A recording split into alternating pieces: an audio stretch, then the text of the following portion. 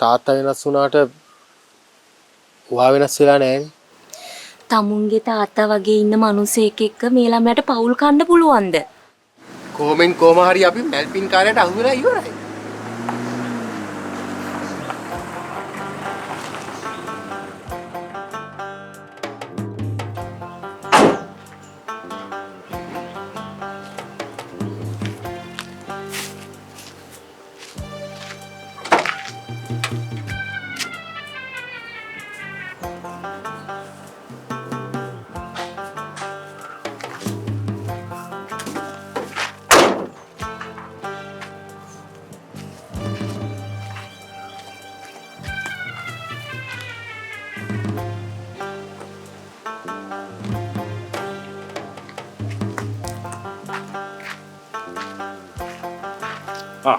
මංගලික මේක හොඳට 3-5 දාලා යහමින් හදලා ගන්නකො.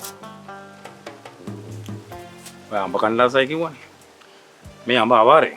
ඒත් මං කොහොම හරි අඹ හොයාගත්තා. ඔය අවාරේ හැදෙන අඹ මෙලෝ රාගුත් නැහැ කිසි ගුණයකුත් නැහැ. තමුන් මොකද මෙහි? තමුන් මොකද මෙහි? මටත් තමුන්ගෙන් අහන්න තියෙන මේ ප්‍රශ්නේම තමයි. මොකද මම හින්නේ එකා සම්දින්දා මේ යන්නේන එක.